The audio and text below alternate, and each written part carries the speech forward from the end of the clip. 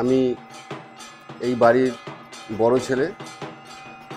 আমার জ্যাঠামশাই শ্রী শ্রী অমলানন্দ ব্রহ্মচারী মহারাজ বাংলার 1370 সালে শিবরাত্রির দিন আমাদের এই মন্দির প্রতিষ্ঠা করেন। একটা ছোট ঘরের মধ্যে এখানে মা কালীর একটা মূর্তি দিয়ে তখন জাস্ট মন্দির একটা তখন করা হয়েছিল। উনি স্বপ্নাদেশে এই মায়ের আসন আর কি স্থাপন করেন।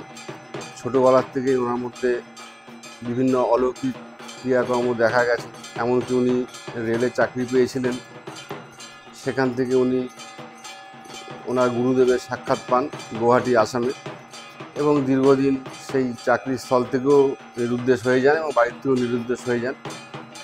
তা সেখানে উনি সাধন ভজন করেন, যোগ ক্রিয়া এসব ওনার কাছ থেকে উপলব্ধি করেন। তারপরে এখানে আমাদের মন্দির আস্তে আস্তে প্রচুর ভক্তবৃন্দ আসতে শুরু করেন এবং বড় হয়। আর পরে এই মা কালীর 1 বছর 2 বছরের মতন মা কালীর মূর্তি থাকে।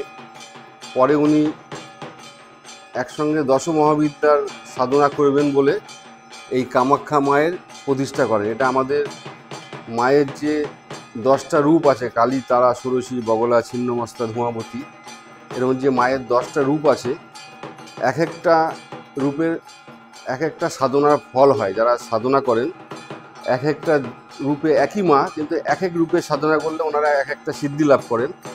সেই জন্য তখন ওনার গুরুদেবের আদেশে উনি এই দশবিদ্যা কামাখ্যা মায়ের প্রতিষ্ঠা করেন, যেখানে 6 জন মা এই মূর্তিতে বিরাজ করছেন আর 4 জন কুমারী রূপে বিরাজ করেন।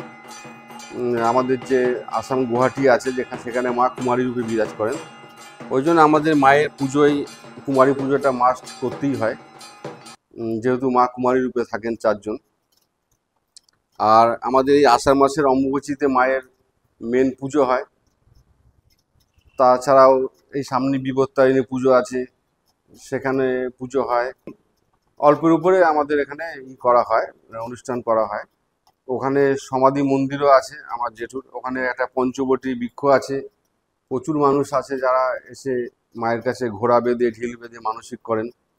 এই টেম্পল টাচ যে ফেসবুক পেজ বা ইউটিউব চ্যানেল আছে, এনাদেরকে আমরা অসংখ্য ধন্যবাদ জানাই। এনারা আমাদের আহ্বানে এসছেন এবং আগামী দিনেও এনারা আমাদের সঙ্গে থাকবেন। উৎসব অনুষ্ঠানে আমরা আবার ডাকবো, ওনারা সেগুলো আপনাদের দেখাতে পারবেন।